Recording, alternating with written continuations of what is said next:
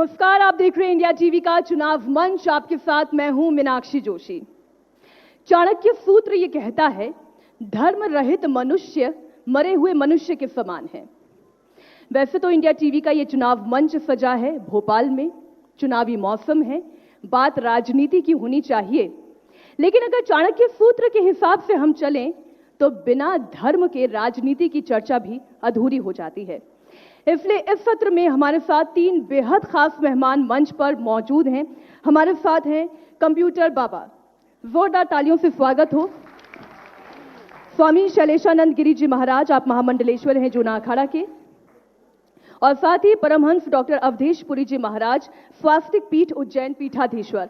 आप तीनों का ही बहुत बहुत स्वागत है। और आज तो माता रानी का दिन है, नवरात्र का पहला दिन है, तो क्या माता रानी जी की उपासना के साथ सत्र की शुरुआत हो?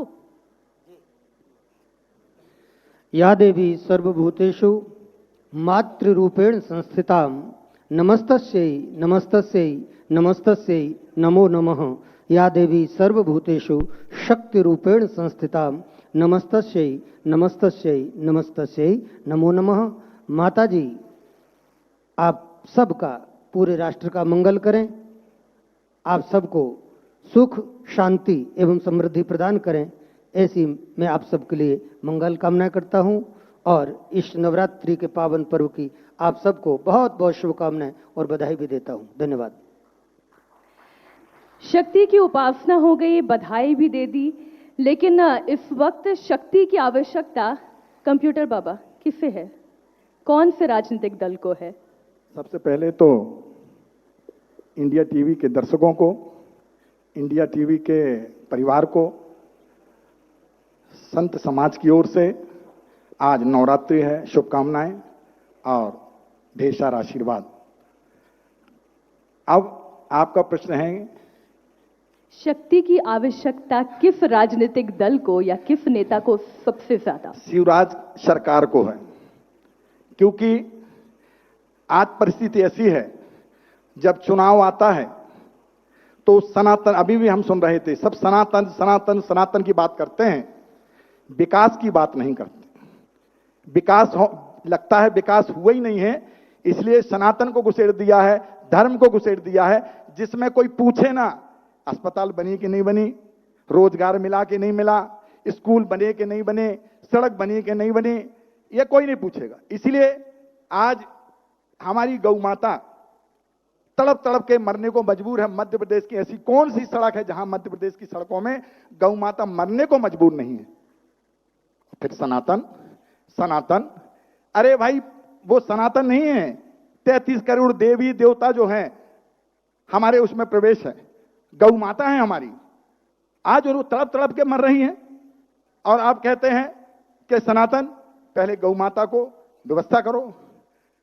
इतनी सारी योजनाएं आई, हम देख रहे हैं। अभी हम लोगों ने पूरे संत सर दर्शन संत समिति मध्य प्रदेश ने आज ये गौ माता बचाओ यात्रा निकालने की जरूरत इसलिए पड़ी, डब्बा डब्बी की योजना आ गई, जूता चप्पल की योजना आ गई, छाता की योजना आ गई, गौ माता की योजना नहीं आई। उसका कारण है क्योंकि गौ माता वोट नहीं देगी। जितने वोट देने वाले हैं सारी योजना आ गई, सबकी योजनाएं हैं, गौ माता की नहीं है। अरे शिवराज जी, गौ माता वोट तो नहीं देगी पर शराब जरूर देगी, ध्यान रखें। डॉक्टर अवधेश जी, आपने सुन लिया, शक्ति की आवश्यकता सबसे ज्यादा शिवराज जी को है, ऐसा कंप्यूटर बाबा का कहना है। वो ये कहते हैं कि अगर वोट देती होती गौ माता तो शायद उनके लिए भी कोई योजना आ जाती। कमलनाथ जी तो शक्ति की आराधना भी कर रहे हैं और हनुमान जी की प्रतिमा के आगे फूल भी चढ़ा रहे हैं, नतमस्तक भी हो रहे हैं, अपने आप को सबसे बड़ा सच्चा सनातनी कह रहे हैं। शक्ति उन पर कृपा करेगी? देखिए, मैं आप सबको बता दूं कि कमलनाथ जी हनुमान जी के सामने मत्था भी टेक रहे हैं, फूल भी चढ़ा रहे हैं, सुंदरकांड भी करा रहे हैं और हनुमान चालीसा भी कर रहे हैं। लेकिन इससे पहले हम सब ये भी जानते हैं कि कमलनाथ जी हनुमान जी वाला केक भी काट रहे हैं। क्या है ये? यही विसंगति है। यानी हम धर्म को अपना नहीं रहे हैं, हम धर्म को भुना रहे हैं या भुनाना चाहते हैं। आप सब बुद्धिजीवी हैं, मुझे बहुत ही प्रसन्नता है। यह कार्यक्रम अपने आप में बहुत ही गरिमामय है। इंडिया टीवी को, उसके समस्त श्रोताओं को, दर्शकों को बधाई देते हुए बात मैं कहूंगा कि इस राष्ट्र में चर्चा तो होनी चाहिए, लेकिन राष्ट्र के मंगल के ऊपर चर्चा होनी चाहिए कि राष्ट्र का मंगल कैसे हो। हम धर्म के ऊपर चर्चा करें, लेकिन धर्म का जो आधार है वो है विश्व का मंगल, राष्ट्र का मंगल। धर्म का आधार है मानवता, धर्म का आधार है कर्तव्य परायणता, धर्म का आधार है एक व्यक्ति दूसरे के प्रति प्रेम रखे, सौहार्द रखे, एक दूसरे के प्रति लेकिन डॉक्टर अच्छा अवधेश सोचे। जी, ये बातें कहने को बड़ी अच्छी लगती हैं जी, लेकिन ये बातें होती कहाँ हैं? सनातन को तो फाइनाइट कह देते हैं। हाँ, अब बात ये आपने जो कही वो अपने आप में बहुत महत्वपूर्ण है कि धर्म के उस पक्ष को भूल जाते हैं, अपने कर्तव्य की भावना को भूल जाते हैं, मानवता को भूल जाते हैं, धर्म को बुनाना चाहते हैं वोट के लिए। तो जब तक राजनीति में धर्म का उपयोग वोट के लिए और नोट के लिए होता रहेगा, तब तक धर्म का उत्थान नहीं होगा और न राष्ट्र का उत्थान होगा, न राजनीति का उत्थान होगा। जिस दिन धर्म का उपयोग कर्तव्य पालन के रूप में होगा, उसी दिन इस राष्ट्र का भी उत्थान होगा और धर्म का भी उत्थान होगा। कोई भी जनप्रतिनिधि, कोई भी नेता, कोई भी व्यक्ति धर्म को अपने कर्तव्य से सीधा बोलिए, धर्म का उपयोग कौन कर रहा है राजनीति के लिए? नाम लेकर कहिए। नहीं, मैं तो ये कहना चाहूंगा कि धर्म का उपयोग, हम भाजपा की जब बात करें तो भाजपा तो शुरू से ही हिंदुत्ववादी पार्टी रही है। भाजपा के 3 सूत्र हैं, विकासवाद, राष्ट्रवाद और हिंदुत्ववाद, उसके प्रिंसिपल्स हैं, तो वो तो शुरू से काम कर रही है। लेकिन मैं ये बात जरूर कहना चाहूंगा, अभी कंप्यूटर बाबा कह रहे थे कि गौ माता श्राप देगी क्योंकि वो रोड पर है। मैं मानता हूं कि गौ माता के लिए जो काम होना चाहिए तो था वो नहीं, अब मैं बीच में नहीं बोला, रोड में मान तो रहे ना। नहीं तो बीच में मत बोलिए, मैं भी आपके बीच में नहीं बोलूंगा। हम अपनी गरिमा का ध्यान रखें, कोई किसी के बीच में नहीं बोले। हम संत हैं, लोग हमसे जैसे आचरण की अपेक्षा रखते हैं हम उसी प्रकार का करें। मैं आपको यह कहना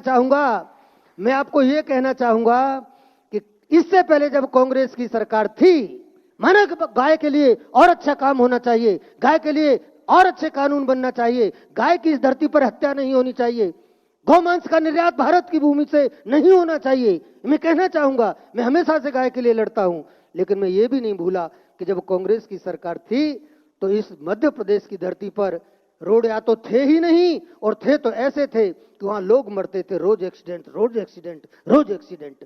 ये जो जाल बिछाया है रोडों का, ये भाजपा ने बिछाया है। भाजपा धर्म की बात करती है तो महाकाल में जहां प्रतिदिन 5,000 लोग भी नहीं आते थे, आज प्रतिदिन महाकाल में 5 लाख लोग और 2 लाख और 3 लाख लोग आते हैं। ये भी तो भाजपा की देन है। महाकाल लोक बनाया है, देवी लोक बनाया है, राम वन पथगमन, कितनी सारी चीजें 7 लोग भाजपा सरकार ने बनाए हैं। ये धर्म के लिए काम किया है, कांग्रेस ने नहीं किया था। मैं स्वामी शैलेशानंद जी के पास आना चाहती हूँ। तो यही तो कंपटीशन चल रहा है। वो कहते हैं महालोक, वो ये कहते हैं ये कॉरिडोर, वो कहते हैं इनकी मूर्ति उनकी मूर्ति। ये सनातनी कौन सच्चा है, हिंदू कौन सबसे बड़ा है? कांग्रेस भी हिंदूवादी हो जाती है जब बात मध्य प्रदेश चुनाव की आती है। चर्चा तो ये है।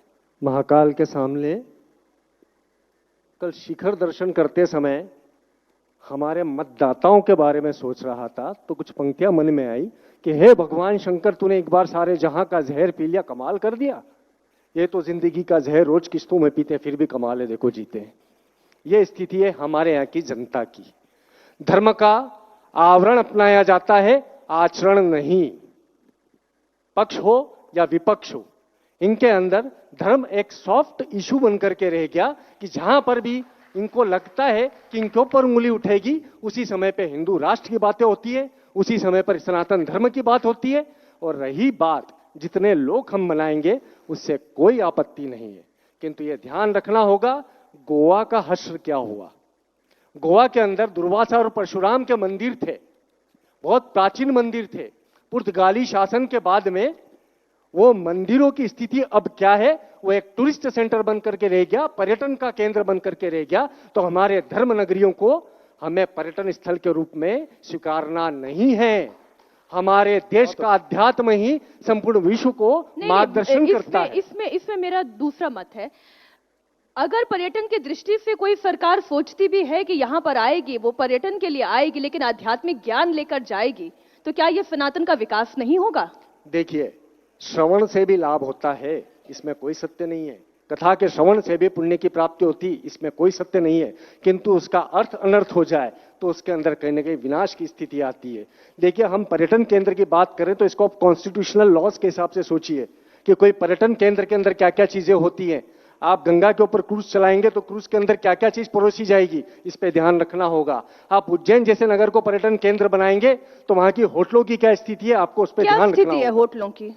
देखिए, शराब, शबाब, कबाब, सभी चीजें उनके अंदर परोसी जाती है जहां जहां पर्यटन केंद्र हो। अनर्गल शब्दों का प्रयोग न करते हुए हम स्पष्ट कहें कि वो पवित्र नगर है।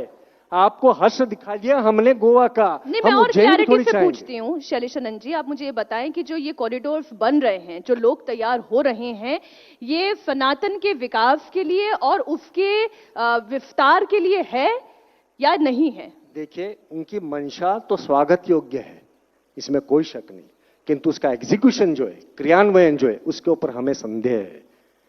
उन्होंने विश्व के, हमारे भारत के सनातन केंद्रों को विकसित करने की जो योजना बनाई, उसको हम स्वागत करते हैं। आपको शिवराज जी पर शक है? उनके क्रियान्वयन जो करने वाले हैं उन पर शक है। कंप्यूटर बाबा, आपको भी शक है? बिल्कुल। मैं तो ये कहना चाहूंगा, सबसे पहले तो जैसा कि बताया महाकाल लोक का, तो सबसे पहले शिवराज जी को बधाई इसलिए दूंगा कि कमलनाथ सरकार ने जब थी तो उन्होंने करोड़ों करोड़ों रुपए जो महाकाल लोक के लिए दिए थे, उस कार्य को आगे बढ़ाने का काम शिवराज ने किया है, इसलिए धन्यवाद उनको। अब रहा सवाल, अब वहां देखिएगा, कोई भी यहां, कोई, मैं सबसे, जितने यहां बैठे सबसे पूछना चाहूंगा, आप बिना पैसे के यदि आप दर्शन करेंगे तो बहुत पीछे रहेंगे। आम पब्लिक दर्शन नहीं कर सकती है। 750 रुपया, 350 रुपया, 200 रुपया, क्या बात है? सहमत है। तुम सनातन की बात करते हो, सनातन है, कहां है सनातन? एक गरीब व्यक्ति को तो ना पूजा कर सकता है, ना वहां दर्शन कर सकता है। मैं इसको सनातन नहीं मानता हूं। जो उसको ये पैसे से मुक्त करे, मुफ्त दर्शन, चाहे बड़ा हो चाहे छोटा, उसे सनातन मानता हूं। ऐसी सरकार को चाहता हूं। एक मिनट, दूसरा एक और है, महाराज श्री ने कहा कि वहां एक्सीडेंट होते थे। अरे अब एक्सीडेंट नहीं हो रहे हैं, ये देखिएगा, हमने गौ माताओं का मैं लेके आया हूं, आप दिखाइएगा। एक गौ माताएं हजारों की संख्या में रास्ता में पड़ी हैं और गाड़ियां, काली गाय रहती है तो एक्सीडेंट हो जाता है, जिससे किसी की मां जाती है, किसी के पिता जाते हैं, किसी के भाई जाते हैं, किसी के में दुख लगता है। और आप सनातन की बात करते हैं। मुझे लगता है कि आज राजनीति का अखाड़ा तो हमारी गौ माताएं बन गई हैं, क्योंकि कमलनाथ की जब 15 महीने की सरकार थी तो उन्होंने 1000 गौशालाएं खुलवाई। हम लोग प्रत्यक्ष हैं, चाहे तो किसी भी कोई ऐसा कौन सा जिला है जिस जिले में नहीं, लेकिन बाबा एक मिनट बाबा, एक मिनट, नहीं, मैं गौशाला की बात करूं। गौशाला 1000 बनी है, मगर जैसे ही सरकार गई तो गौशालाएं सब बंद कर दी, चारा पानी सारी चीज बंद कर दी। आज रोड पे हैं गौ। अरे उनसे तो मत करो, आप बेजुबान है, बोलती नहीं है। ये राजनीति है, इतनी हलकट राजनीति करते हैं। उधर चप्पल जूता की योजना ला सकते हैं, गौ माता की योजना नहीं ला सकते, क्योंकि वो कांग्रेस ने बनवाई है, वो कमलनाथ ने गौशाला बनवाई, इसलिए उसमें चारा पानी नहीं मिलेगा। अब गौशाला के मामले में शिवराज जी क्या कर रहे हैं, उस पे तो डॉक्टर अवधेश जी अपना मत रखें। लेकिन आजकल कमलनाथ जी बाबाओं के दरबार लगाने में भी बड़े इच्छुक हैं। चमत्कार पे चमत्कार तो क्या कर नहीं रहे क्या? और ये नहीं कर रहे हैं क्या? नहीं कर रहे हैं क्या? आप मुझे बता दो कोई। नहीं तो यही यदि शिवराज जी नहीं करवा रहे हैं तो बताओ, उनके मंत्री नहीं। ये तो अच्छा काम है। देखिए, ये कंपटीशन क्यों है? दरबार तो लगना चाहिए, सनातन धर्म का दायित्व है। सनातन धर्म का कथा पुराण सब होना चाहिए, हम उस पर सहमत हैं, संत समाज भी उस पर सहमत है। परंतु इस पे उनका ध्यान रखा जाए, जिस प्रकार गौ माता है, आम पब्लिक है, इनको ध्यान रखें, पैसा ना लें। ये जो महाराज ने कहा बहुत सही कहा कि आप क्रूज चलाएंगे, आप पिकनिक स्टॉप बनाएंगे, आप पिकनिक स्पॉट बनाएंगे, आप, इसका मतलब है मंदिर वगैरह नहीं रहेंगे वहां पे लोग मंदिर के लिए नहीं, घूमने के लिए जाएंगे। ये गलत है। अवधेश जी हाँ, अब ये कह रहे हैं कि कमलनाथ जी जो कर रहे हैं, जो उन्होंने किया वो ठीक किया। आप भले ही उन्हें चुनावी सनातनी घोषित करने की कोशिश करें, लेकिन शिवराज जी तो गायों के साथ गलत कर चुके हैं, वो खुद चुनावी सनातनी हैं। लोग कॉरिडोर बनाते हैं तो पैसे के लिए बनाते हैं, यही कहना चाह रहे थे ना आप?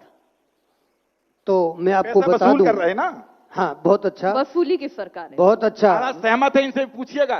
700-500 में सहमत है? मैं आपको बता दूं कि गौ माता के लिए मैं शुरू से लड़ रहा हूं और मठ मंदिरों के सरकारीकरण के खिलाफ मैं 20 वर्ष से लड़ रहा हूं। अच्छी बात। मैं केवल भारतवर्ष में नहीं, मध्य प्रदेश में नहीं, समूचे भारतवर्ष में मठ मंदिरों के सरकारीकरण के खिलाफ लड़ रहा हूं। और ये माननीय प्रधानमंत्री जी को मैंने ही पत्र लिख करके कहा था कि अगर भारतवर्ष में संविधान नाम की कोई चीज है, अगर भारतवर्ष में धार्मिक स्वतंत्रता नाम का कोई मूल अधिकार हमको प्राप्त है और धार्मिक समानता नाम का मूल अधिकार अगर संविधान हम हिंदुओं को देता है, तो हिंदुओं के मठ मंदिर सरकारी नहीं होने चाहिए। आप कितने लोग सहमत हैं? बताइए, बताइए, आप सभी बताइए, खुलेआम पूछता हूं। और अगर हिंदुओं के मठ मंदिर सरकारी हैं तो फिर मस्जिद भी सरकारी होनी चाहिए, चर्च भी सरकारी होने चाहिए, गिरजाघर भी सरकारी होनी चाहिए, जैन मंदिर भी सरकारी होने चाहिए। आप इससे सहमत हैं? तो ये बात तो मैं शुरू से कह रहा हूं, कोई भी पार्टी हो, कोई भी सरकार हो, लेकिन इन दो चीजों से मेरा कभी समझौता नहीं है। रही बात वीआईपी कल्चर की और दर्शन टैक्स की, कंप्यूटर बाबा आज कह रहे हैं मैं 5 वर्ष से वीआईपी कल्चर और दर्शन टैक्स के खिलाफ लड़ रहा हूं। 5 वर्ष से लिखित प्रमाण मेरे पास है। दूसरी बात, मैं आपको यह भी प्रेम से पूछना चाहूंगा, कंप्यूटर बाबा आप भी बताएं, हम आपस में मित्र हैं, हमारा कोई राग द्वेष नहीं है, लेकिन हम चूंकि यहाँ चर्चा इस ढंग की कर रहे हैं, इसलिए हम पूछना चाहेंगे कि जब कमलनाथ जी की सरकार 1.5 वर्ष के लिए आई थी, क्या कमलनाथ जी की सरकार के समय महाकाल मंदिर का टैक्स खत्म कर दिया गया था? देखिएगा, आप समय तो देते, अभी तो ये 5-10 ही महीना हुए थे, आप समय तो देते। नहीं, 5 साल तो होते, बताइए, 5 क्या साल 1.5 तो वर्ष कम होते, थी? 5 साल से क्या 1.5 वर्ष कम थी? नहीं, सुनिएगा, बताइए, मैं सुनिए, गलत सुनिए, गलत सुनिए, गलत सुनिए। 1500 रुपए की रसीद सुनिए, कटती थी। सुनिए महाराज। ना ना ना ना, आपको मैं नहीं आपको मालूम। बता रहा हूं, आपको नहीं महाराज, मालूम है 1500 रुपए की महाराज, रसीद अभिषेक की महाराज, कटती थी, हमको मालूम है। हमारा अखाड़ा है, हमारा मंदिर है, क्या बात करते हो? हमारा मंदिर है, हमारा अखाड़ा, हम जानते हैं रोज की सूचना गतिविधि। 1500 रुपए की रसीद अभिषेक की जब भी कटती थी, आज भी करती है। तो आज क्यों शीघ्र करती दर्शन है? की टिकट आज क्यों जब भी करती करती है? थी, अरे आज भी क्यों करती है। नहीं महाराज, नहीं नहीं, महाराज, नहीं क्या सुनिए, महाराज? दर्शन टैक्स नहीं होना चाहिए, नहीं होना मैं स्वीकार चाहिए, करता हूं, यही बात मैं कह रहा हूं। लेकिन महाराज- कांग्रेस इस बात को अपने घोषणा पत्र में कहे और 1.5 वर्ष में अगर वह समाप्त नहीं कर पाई थी तो दोबारा कैसे समाप्त अरे मैं कह करेगी? रहा हूं आपसे, जनता कैसे विश्वास करे? सुनिए, मैं कह रहा हूं आपसे कि यदि कमलनाथ सरकार आती है तो कंप्यूटर बाबा हजारों संतों के साथ मुफ्त करवाएगी, मुफ्त रहेगा, मैं कह रहा हूं। नहीं एक बात नहीं नहीं सुनिए महाराज, नहीं, दूसरा आप- नहीं, वो तो सरकार की बात करें ना आप। दूसरा बात, भाई दूसरे आप हजारों संतों के दूसरी साथ बात, आंदोलन आप करेंगे सुनिए, आप भी तो सुनिए, तो हम भी सुनने का साहस रखें। हाँ। दूसरी बात, कमलनाथ सरकार आई, हजारों संत समाज का सम्मेलन हुआ, मैं आपको, मेरे पास सारे प्रूफ हैं, और हजारों संतों ने मांग रखी कि हमारे पट्टे दिए जाए, हमें बिजली और पानी फ्री की जाए। कमलनाथ ने कहा कि हम हजारों बड़े व्यवसायियों को हम जमीन देते हैं मध्य प्रदेश में आने के लिए, तो क्यों ना साधु संतों को हम पट्टा देंगे। पट्टा की घोषणा करी, बिजली की घोषणा मुफ्त करी, और पानी नहीं की हर नहीं आसत नहीं, है। सुनिए, 1.5 साल में कमलनाथ जी ने सुनिए, संतों इसके के लिए बाद- क्या किया? अरे सुनिए बताएं, ना, अब आप बताएं 1.5 साल में संतों के लिए क्या किया? सुनने की कोशिश करो। हाँ बताइए। सुनिए, उन्होंने जब घोषणा कर दी, जैसे ही काम अमल में आया, सरकार चली गई, सरकार गई, इन्होंने सबसे पहले काम ये किया, शिवराज सरकार ने, दुख इस बात का है, सबसे पहले पट्टा बंद, पानी बंद। साधु एक संत बता दे, मैं आपके माध्यम से, किसी के यहां पानी पट्टा मिला हो, किसी साधु संतों को पानी फ्री मिला हो, तो यदि बिजली फ्री हो, तो ये सनातनी बात करते हैं। अब रही बात ये आप जो कह रहे ठीक, हैं, अब नहीं, हालांकि इससे थोड़ी सी बात आगे बढ़ाते हैं। हाँ। बात सनातन की करते हैं। ये सनातन को लेकर इतने विवाद होते हैं, क्यों होते हैं? क्यों सनातन के ऊपर उंगली उठाई जाती है? फिर चाहे वो दक्षिण के नेता हो, चाहे बिहार के नेता हो, चाहे उत्तर प्रदेश से स्वामी प्रसाद मौर्य हो, और कांग्रेस चुप रहती है। देखिए, वैश्विक एजेंडा है, इसको सिर्फ आप भारत से जोड़ करके मत देखिए। आप United states of south India का वक्तव्य मेरा रहा है पिछले 8-10 सालों से। आप दक्षिण भारत जाएंगे तो उसको पृथक करने की एक साजिश चल रही है, तो उससे सरल माध्यम होगा धर्म का दुरुपयोग करना। आप यदि जाकर के भी आज का भी सीरिया का और वहां की स्थिति देखेंगे तो आपको ये मालूम पड़ेगा कि फिलिस्तीन और इनके बीच का जो मतभेद है वो भी धर्म आधारित है। तो जिस जगह पर सनातन विश्व शांति की बात करता है तो वहां पर जाकर के जो अवसरवादी तत्व है, चाहे वो वैश्विक परिदृश्य के हो चाहे हमारे स्थानीय परिदृश्य के हो, नहीं, वे उसका दुरुपयोग आपने करेंगे। एक शब्द बोला, अवसरवादी तत्व। सत्ता के लोभी, सत्ता के इंडिया लोभी। अलायंस में क्या वो अवसरवादी तत्व हैं? देखिए स्टालिन जैसे तो हैं, और स्टालिन नीतीश जैसे बाबू तो के हैं। कैबिनेट के मंत्री देखिए जो चंद्रशेखर भी यादव, सनातन के बारे में कुविचार रखता है वो निश्चय ही इस भारत की तो उनका मौलिक खंडन अवधारणा होना के खिलाफ है। चाहिए। करना चाहिए, बिल्कुल और जो करना नहीं चाहिए। करता है वो कौन है? वो भी सनातन विरोधी है कहीं ना कहीं। क्या कांग्रेस बहुत सनातन अच्छा, विरोधी वो भी है? सनातन बहुत विरोधी अच्छा है। कहा। जो खंडन नहीं करेगा सनातन का, उनके अंदर भी कहीं ना कहीं वो कलुषित मानसिकता पल रही है, तो खंडन करना आवश्यक है। अच्छा, आवश्यक जो है। इसका रामायण मतलब इंडिया जलाएगा। गठबंधन एक- एक- सनातन रामायण- विरोधी है। रामायण इसका के- अर्थ यह हुआ महाराज- इंडिया गठबंधन सनातन विरोधी है। रामायण आप के पन्ने माने जलाएगा। नहीं, आपका कहने का अर्थ यही है। अगर एक- हम सत्य का विरोध नहीं कर रहे हैं, इसका मतलब हम उसका समर्थन कर रहे हैं। सनातन का विरोध जिस पार्टी ने किया, उस पार्टी का विरोध गठबंधन के अन्य लोगों ने नहीं किया, इसका मतलब उन सब का समर्थन उसको प्राप्त है। और जो सनातन का विरोध और रामायण करेगा, के पन्ने- भारत की धरती ठीक है। पर ऐसे नहीं, लोगों रामायण को के ठीक है, नहीं पन्ने- आने कंप्यूटर दिया बाबा। जाएगा। हाँ, कंप्यूटर बाबा। मैं के पूछ रहा हूँ, रामायण के पन्ने जलाने वाले को टिकट दे रहे वो गलत- बीजेपी? गलत कर- बताइए ना, अरे बताइए ना, नहीं देना चाहिए। अरे बताइए ना, तुम हाँ, तो गलत बीजेपी है ना, महाराज। गलत है, गलत है। और गलत है। रामायण के अभी मध्य प्रदेश में देखो, रावण का मंदिर बना रहे हैं, राम के विरोध में उनको टिकट दी जा रही है। आप भी तो बीजेपी की सदस्यता ले ली ना आपने, तो बात तो- बताइए ना। अरे बीजेपी की अरे- तो बताइए। नहीं, अरे आप भी तो बताइए बीजेपी की बात, हमने तो नहीं ली किसी की, पर आप बताइए क्या गलत नहीं है? जो भी मैं पूछ रहा हूं, जो भी सनातन के विरोध में चलेगा वो कोई हो, हम सब उसके विरोध में हैं, विरोध में। सनातन उसके विरोध में, उन्नता विरोध। कोई हो, अरे कोई भी हो, सनातन का विरोध जो करेगा उसका संत विरोध करेंगे। होगा कोई भी हो। ये बात हम भी कह रहे हैं, ये बात आप भी कह रहे हैं। बिल्कुल, हम भी आपके लेकिन साथ। लेकिन चुनावी हिंदू बनना इस राष्ट्र के लिए घातक है। बिल्कुल सही है। काम ना करो और हिंदू हिंदू चलाओ, सनातन सनातन चलाओ। आप काम बताइए, मध्य प्रदेश सरकार ने क्या काम किया है वो बताइए। आप ये मत बताइए सनातन सनातन सनातन, बिल्कुल नहीं, आपको बताना पड़ेगा अरे कौन नहीं, सा नहीं, नहीं, संत। कंप्यूटर बाबा देखिए, एक ये बात कर, मैं फिर कहती हूँ, आप बातें तो कितने कर लें, जलेबी कितनी छान लें, लेकिन जब वो मुंह में जाती है वो एक ही हो जाती है। बिल्कुल। है ना? तो बात तो वही चल रही है। जी। राजनीति और धर्म का घालमेल ना करें, लेकिन राजनेता को किसी बाबा को बुलाए बिना राजनीति पूरी नहीं होती। फिर चाहे आप इधर कमलनाथ को कह ले या उधर शिवराज को कह ले। क्यों शैलेश जी? देखिए सत्ता की गोद में बैठ करके रिमोट कंट्रोल से चलने वाले बाबा हम नहीं हैं।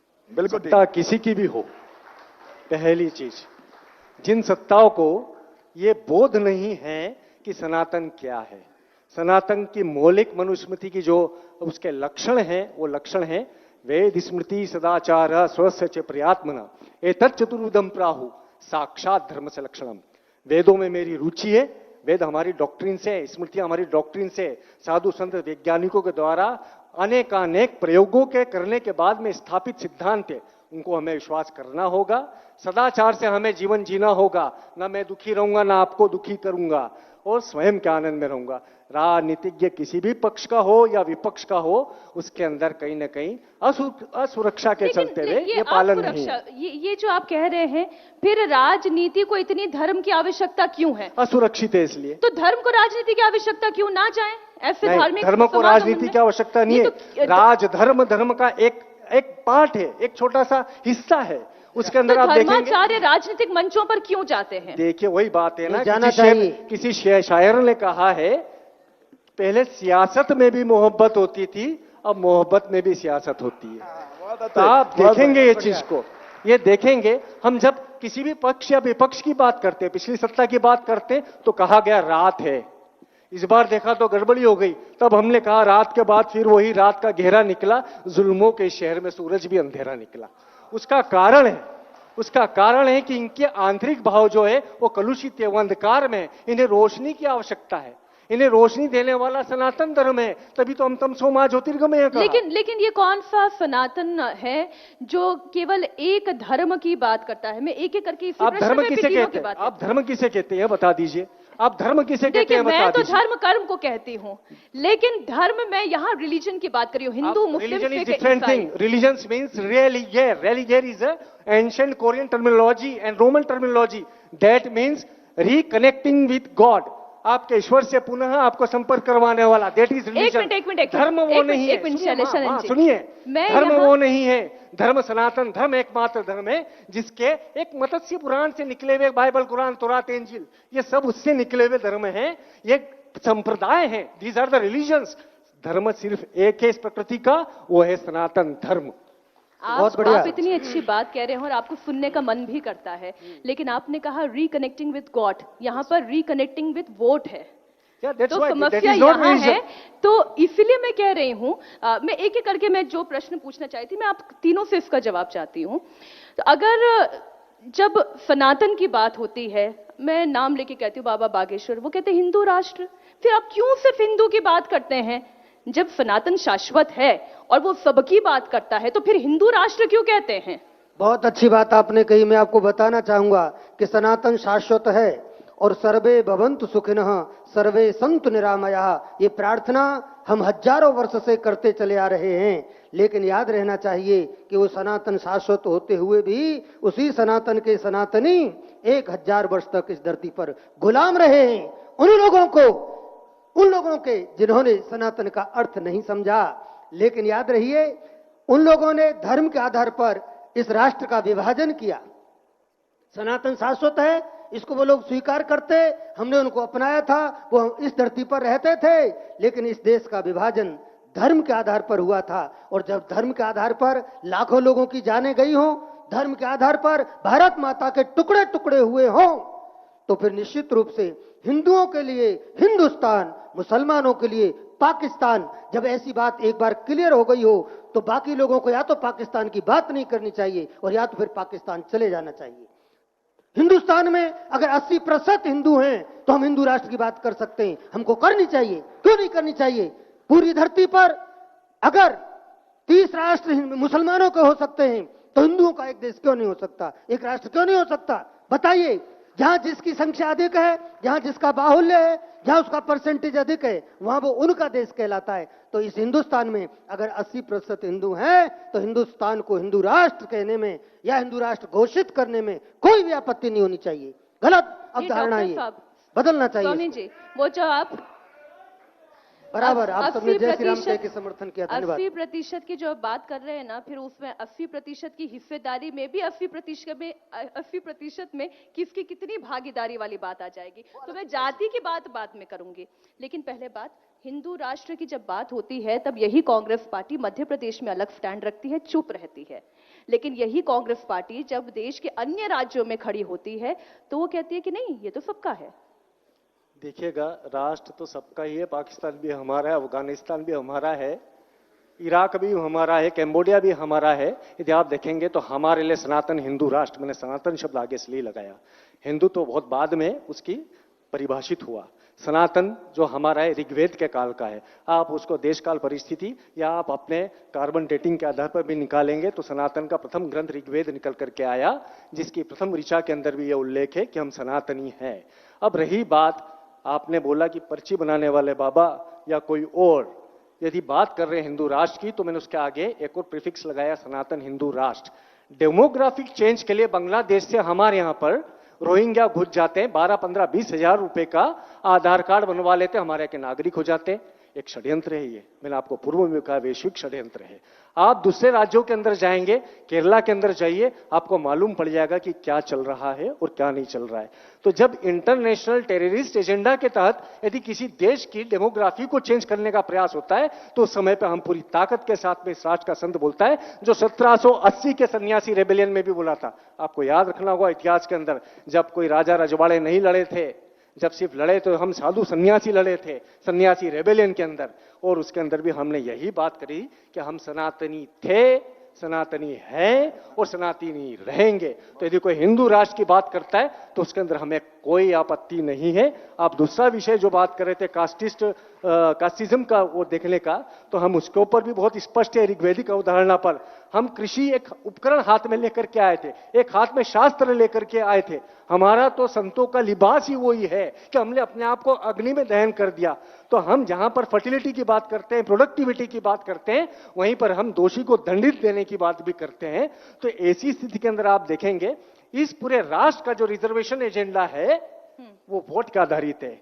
इस राष्ट्र का जो कास्टिस्ट आप डेमोग्राफी की बात कर रहे हैं, सेंसस की बातें कर रहे हैं, यानी राहुल जी वोटिंग। कास्टिस्ट बात कर रहे हैं। सभी राजनेता वो दिग्भ्रमित हैं।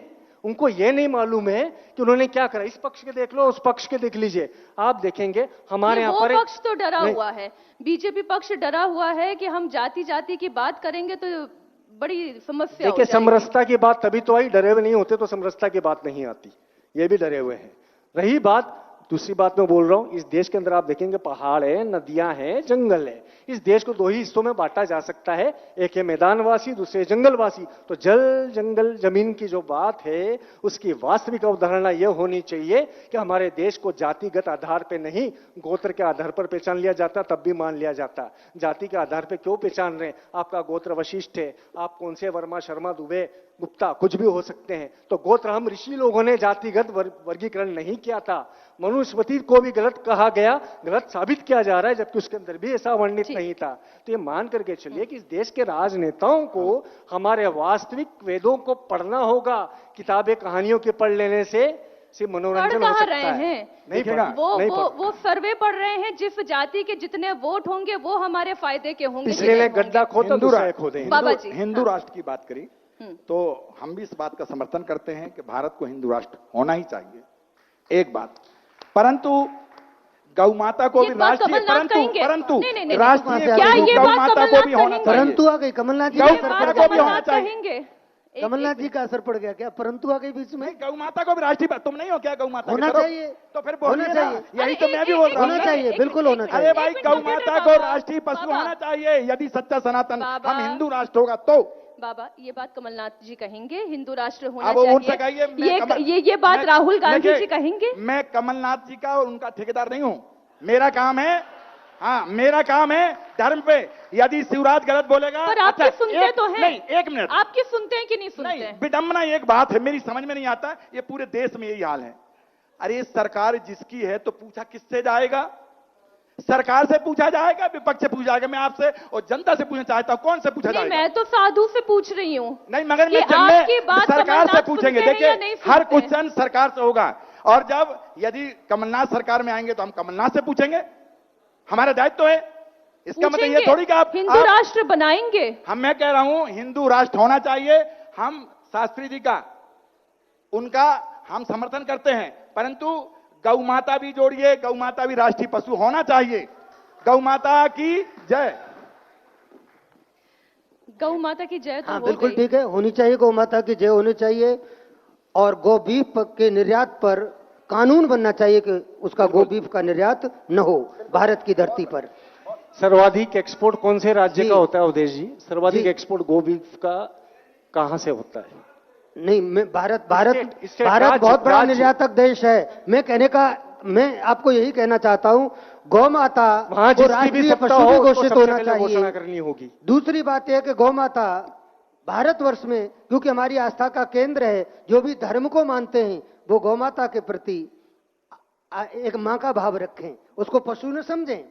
मैंने कल भी ये बात कही थी, हम दोनों कार्यक्रम में साथ में थे, कि अगर हम गौ माता को आवारा पशु कहते हैं, कहती हूँ मैं, पूरे आदर के साथ कह रही हूँ, ये गलत है। गौ माता पे एक विस्तार से चर्चा की है इस पूरे सत्र में।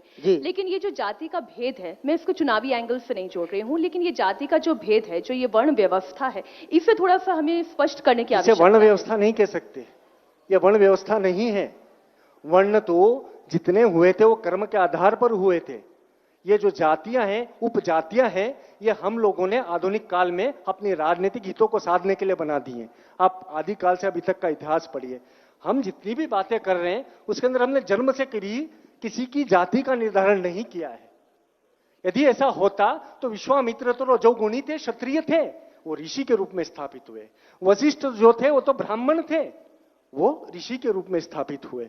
आप प्रत्येक वाल्मीकि वो ऋषि के रूप में स्थापित हुए। तो साधु संतों ने, इस देश के ऋषि मुनियों ने, इस देश के धर्म ग्रंथों ने, जिनके ऊपर उंगली उठाई जा रही है, कुपरिभाषित करके उसके अंदर कहीं पे भी ये कुपरिभाषाएं नहीं है, ये राजनीतिक आधार पर उछाले गए मुद्दे हैं। इनको बहुत सख्ती के साथ में निपटना चाहिए और ये काम हम साधु संतों से करवाना चाहिए, ये स्पष्ट है। देखिए, बहुत अच्छी बात महाराज जी ने भी ये भी कही। मैं आपको यही कहना चाह रहा था कि भारतवर्ष में जब तक धार्मिक विशेषज्ञों से, धर्म के जो स्पेशलिस्ट हैं, उनसे धर्म के विषय में मार्गदर्शन नहीं लिया जाएगा, उनका नेतृत्व स्वीकार नहीं करेंगी राजनीतिक पार्टियां, तब तक इस धरती पर, कम से कम भारतवर्ष की धरती पर, धर्म के साथ न्याय नहीं हो सकता। किस साधु संत, गौ माता के साथ न्याय नहीं हो सकता। किस साधु संत को सत्ता चाहिए? हम में से किसी को सत्ता नहीं चाहिए। हमें तो ये चाहिए कि हम जो कह रहे हैं, राज धर्म निभाने वाले राजनेता उसको स्वीकारें। वो स्वीकारना नहीं चाहते, क्योंकि उन्हें लगता है ऐसा स्वीकार लेंगे तो उनकी सिंहासन को हो सकता है गलती हो जाए तो कल को बदल दिया जाए, कल से कोई विष्णुगुप्त फिर से चाणक्य कोई उसको बना करके लेकिन मोदी जी कह तो रहे हैं, कंप्यूटर बाबा, मोदी जी कह रहे हैं कि दो ही है, गरीब है, वही पिछड़ा है, वही ओबीसी है, वही सवर्ण है, वही दलित है, सब कुछ वही है। गरीब को ऊपर लेकर आना है, गरीब को समर्थ बनाना है, गरीब को समृद्ध बनाना है। तो फिर ये जाति जाति की बात क्यों हो रही है? जहां तक बात गरीब की है तो बिल्कुल हम उस पर सहमत हैं। मोदी जी गरीब यदि है, देखिए, कोई मोदी जी नहीं, कोई भी बोले, मोदी जी की बात भी मैं समर्थन करता हूं। यदि गरीब है और तो जो आपने कहा, मैं उस बात को सहमत हूं, परंतु राजनीति न घुसना चाहिए, ये हमारा प्रमाण है कि हर बात पे आप राजनीति की बात करें कि इन्होंने कहा, उन्होंने कहा। जो सही कहा है उस पर हम साधु संतों का, सही किया किसने है, चलिए ये बताएं, सही किया किसने है? पूछ लीजिए महाराज से, कौन ने किया। नहीं कंप्यूटर बाबा आप बताएं। आपको नहीं मालूम है क्या?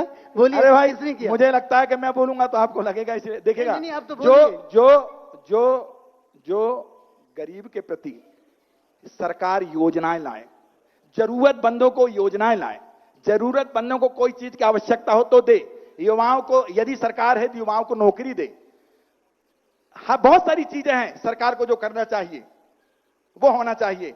और सबसे पहले तो मैं ये कहना चाहता हूं कि कोई भी धर्म स्थल पे पर्यटक न बनाया जाए, एक।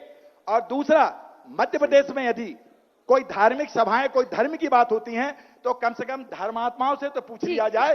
ये बड़ी विडंबना है। चलिए, ये आपने समर्थन किया, मेरी बात को सरकार अच्छा किसकी आ रही है? लगा। बड़े छोटे से में सिर्फ एक अक्षर में, हाँ या ना में, सरकार किसकी आ रही है? शिवराज की, हाँ या ना? जी, भाजपा की सरकार आ रही है। भाजपा की सरकार आ रही है, शिवराज नहीं बोला आपने। हाँ। शिवराज सिंह जी की सरकार आ रही है, ठीक। कमलनाथ जी की सरकार आ रही है, हाँ या ना? कमल की सरकार आ रही है, अब तो ठीक। नाथ बाद में आएंगे। देखिए, महादेव के पास में सुर और असुर दोनों आते हैं। सरकार किसकी बन इशारों रही है? में हम कह रहे हैं सुर और असुर महादेव के पास दोनों आते हैं।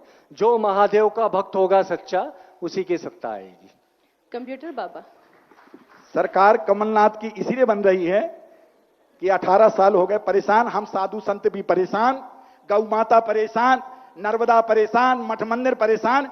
इसलिए अब जनता जो है 5 साल अब कमलनाथ को देना चाहती है और कमलनाथ सरकार नहीं, नर्मदा को खुश करने के लिए कंप्यूटर बाबा को समय दिया था ठीक, भाजपा ठीक, ने, ठीक, हम क्यों इस नहीं सत्र खुश को कर यहीं पाए? समाप्त क्यों कर परेशान रहे हैं। रही नर्मदा? हम इस सत्र को बताइए, यहीं समाप्त नर्मदा कर रहे हैं। मैया जैसा की कि जय।